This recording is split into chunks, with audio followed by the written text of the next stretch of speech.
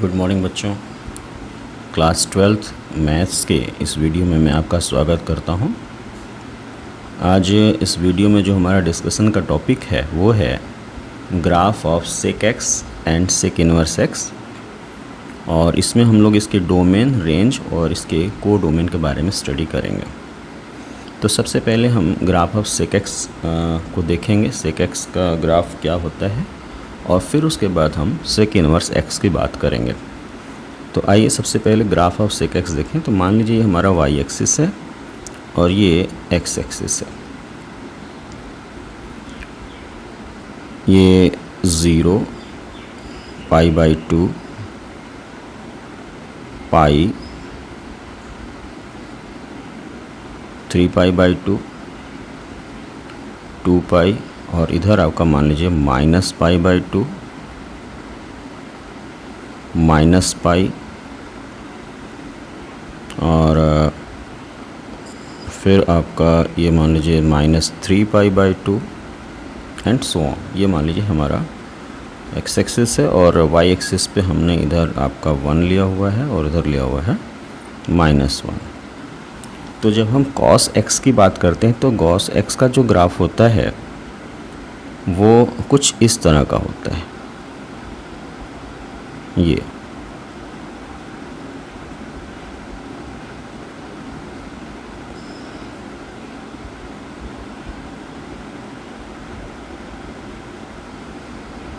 इधर ऐसे, और ये कुछ यूँ।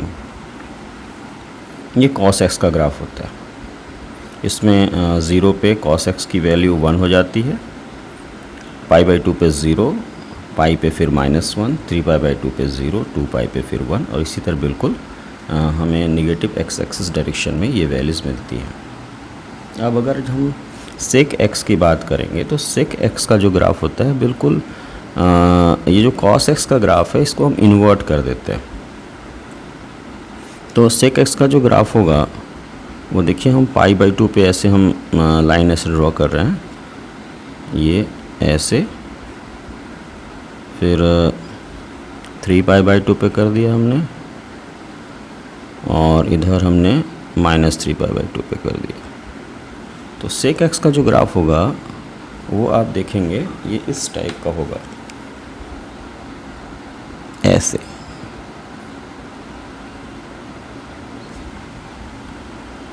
यानी ये जो cos x का ग्राफ है ये जस्ट ये अपोजिट हो जाएगा, यहाँ पे उल्टा हो जाएगा। ये ये π/2 पे जो सेक x है ये अनडिफाइंड हो जाएगा, और -π/2 पे भी अनडिफाइंड हो जाएगा। 0 पे सेक x की वैल्यू 1 रहेगी। एग्जैक्टली इसी तरह इस रीजन में, यानी π/2 टू 3π/2, ये सेक x का जो ग्राफ होगा ये ऐसे होगा, ये ऐसे। यहाँ पे इस रीजन में ये बिल्कुल इन्वर्ट हो जाएगा, यहाँ पे ऐसे। तो ये जो हमारा ग्राफ है ये सेक एक्स का है।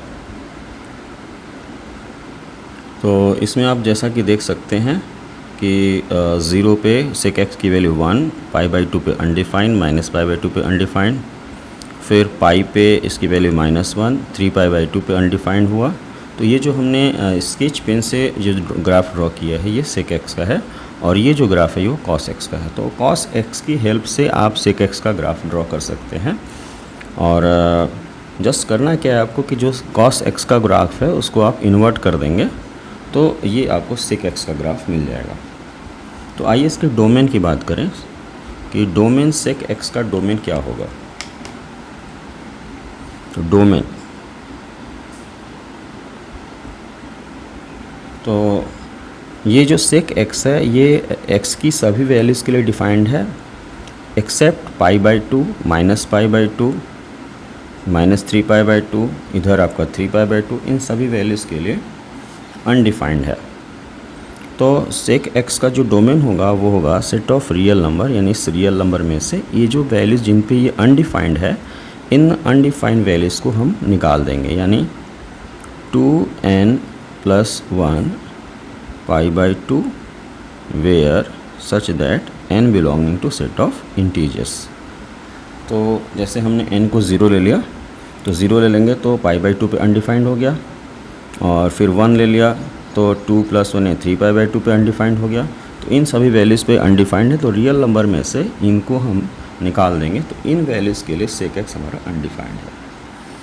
अच्छा, रेंज की बात करें तो इस sec x का जो रेंज है, तो आप देखिए ग्राफ y की जो वैल्यू आपको मिल रही है वो 1 इधर मिल रही है, 1 से ऊपर की वैल्यूज़ मिल रही है। ये जो हाइट है ग्राफ की वो 1 से ऊपर ही मिल रही है, 1 के नीचे नहीं आ रही हाइट। तो इसका मतलब ये 1 to इन्फिनिटी आपको मिलेगा, यानी रेंज होगा 1 to इन्फिनिटी ऊपर की तरफ, और नीचे की तरफ आपको मिलेगा -1 to minus infinity to -1, minus infinity to -1, और ये इसका हम यूनियन ले लेंगे। -1 1 को इसलिए शामिल करेंगे क्योंकि 0 पे इसकी वैल्यू 1 होती है, यानी 1 और -1 चूँकि इसमें शामिल होते हैं, इसलिए इसका जो रेंज होगा वो -इन्फिनिटी टू -1 और 1 to इन्फिनिटी होगा। बच्चों, आइए हम लोग सेक इन्वर्स x के ग्राफ की बात कर लें। तो ये जो हमने ग्राफ यहाँ पे ड्रॉ किया है ये सेक इन्वर्स x का है। तो इसके ग्राफ को हम ड्रॉ करने के लिए करेंगे क्या कि जो हमारा y एक्सिस है इस पे हम एंगल को प्लॉट करेंगे, और x एक्सिस पे सेक x की वैल्यू को प्लॉट करेंगे। तो जैसा कि आप देख पा रहे हैं कि एग्जैक्टली यही ग्राफ यहाँ पे ड्रॉ किया गया है, बस इसमें फ़र्क ये है कि यहाँ पे एंगल्स को हमने y एक्सिस पे ड्रॉ किया है, और जो सेक x की जो वैल्यूज़ हैं इसको x एक्सिस पे ड्रॉ किया गया है। तो ये जो ग्राफ है ये यहाँ पे ऐसे चला आया, ये जो ग्राफ है π/2 to 3π/2 का, तो ये π/2 3π/2 ऐसे आ गया नीचे की, जो यहाँ पे नीचे की तरफ है ये नेगेटिव x एक्सिस की तरफ हो गया है। तो इस तरह से ये जो ग्राफ है ये सेक इन्वर्स x का ग्राफ होगा। और इसमें एक चीज़ और देखनी है आपको कि अगर हम इस पूरी ब्रांच को ले लें, जितनी भी ब्रांच यहाँ पे मिलेंगे सभी ब्रांच को अगर हम ले लें, तो उस केस में सेक इन्वर्स x एक फ़ंक्शन नहीं होगा। इसलिए फ़ंक्शन नहीं होगा कि जैसे कि हमने x की वैल्यू कोई यहाँ पे ली, तो इस x के लिए हमें इस ग्राफ पे y की 3 वैल्यूज़ मिल रही हैं। एक ये मिल रहा है, दूसरा ये मिल रहा है, तीसरा ये मिल रहा है। तो एक ही x के लिए अगर हमें 3 वैल्यूज़ मिल रही हैं, तो उस केस में हमें function sec inverse x function ही नहीं कहलाएगा। तो इसको फंक्शन ये कहलाए, इसके लिए ज़रूरी है कि हम इसके जो रेंज है इसको हम रेस्ट्रिक्ट कर दें, यानी हम इन ब्रांचेस को कंसीडर ही ना करें।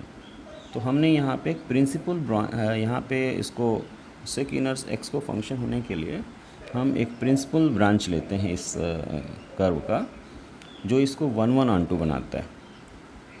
तो ये आप देखिए, ये फंक्शन है हमारा, इस फंक्शन की वैल्यू, ग्राफ की वैल्यू यहाँ पे 0 है फॉर x = 1, और इसके बाद ये जो ब्रांच है हमारी, यही ब्रांच हम कंसिडर करेंगे फ्रॉम 1 ऑनवर्ड हम फंक्शन की वैल्यू ये लेंगे, और -1 ऑनवर्ड हम फंक्शन की वैल्यू ये लेंगे।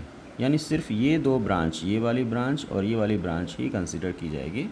बाकी ये जो ब्रांच है इसको हम कंसिडर नहीं करें, इनको ये सब चीज़ें हमें कंसिडर नहीं करनी है, क्योंकि अगर हम इनको कंसिडर करेंगे तो हमें सेक इन्वर्स x को हम एज ए फंक्शन नहीं ट्रीट कर सकते। तो जैसा कि आप देख पा रहे हैं कि अगर हम इसके डोमेन की बात करें तो सिर्फ इतने ही आपको ध्यान देना है कि जो ग्राफ है बस इतना ही है, इसके इधर और इस 1 के इधर। तो इसका जो डोमेन होगा ये फ्रॉम 1 to इन्फिनिटी होगा, और इधर होगा -इन्फिनिटी टू -1। तो डोमेन जब हम इस फंक्शन का लिखेंगे तो हम लिखेंगे -इन्फिनिटी टू -1, ये इस ब्रांच के लिए, और इस ब्रांच के लिए होगा 1 to इन्फिनिटी। अब इसकी रेंज की बात कर लें तो रेंज का मतलब होता है कि फंक्शन की हाइट कहाँ से कहाँ तक है। तो चूँकि हम यही ब्रांच कंसिडर कर रहे हैं, तो फंक्शन की जो मैक्सिमम हाइट है ये -1 पे है, इतनी हाइट है, और जो मिनिमम हाइट है इसकी ये 1 पे है और 0 है। यानी फंक्शन की जो वैल्यू होगी वो फ्रॉम 0 to पाई, 0 to ये इसकी लोवेस्ट वैल्यू होगी और हाईएस्ट वैल्यू पाई होगी। तो फंक्शन की जो वैल्यू होगी वो 0 to पाई होगी। हाँ, इसमें एक आपको ध्यान देना है कि π/2 के लिए, π/2 पे फंक्शन हमें जब x की वैल्यू इनफाइनाइट होगी तब कहीं जाके इस फंक्शन की वैल्यू पाई बाई टू की, या कह सकते हैं कि पाई बाई टू के लिए हमें फंक्शन की कोई प्री इमेज नहीं मिलेगी। तो 0 टू पाई जो हमारा रेंज है इस फंक्शन का, इसमें से हम इस पाई बाई टू को निकाल देंगे, क्योंकि पाई बाई टू पे हमारा function y equals to pi by two पर हमें कोई इसकी प्री इमेज नहीं प्राप्त हो रही है। तो domain of sec inverse x हो गया -∞ टू -1 यूनियन 1 टू इन्फिनिटी, और इसका जो रेंज हो गया ये 0 टू पाई, और इसमें से हम पाई बाई टू को निकाल देंगे। ये हमारा रेंज है और ये हमारा डोमेन है। तो बच्चों ये जो ग्राफ था ये सेक एक्स और सेक इनवर्स एक्स का है। एक छोटी सी चीज़ यहाँ पे और मैं आपको बताऊँगा, जैसे अगर हमने कहा कि सेक इनवर्स 1/2 की वैल्यू बताइए, तो बच्चों आप देख पा रहे हो कि फ्रॉम x की जो वैल्यू है वो -1 to 1, ये जो वैल्यू है ये डोमेन में नहीं आती है। सेक इनवर्स x के डोमेन में -1 to 1 नहीं आ रहा है। हमारा -∞ to -1 फंक्शन डिफाइन है, फिर 1 to इन्फिनिटी फंक्शन डिफाइन है। -1 to 1 फंक्शन की कोई ब्रांच हमको नहीं मिलती है।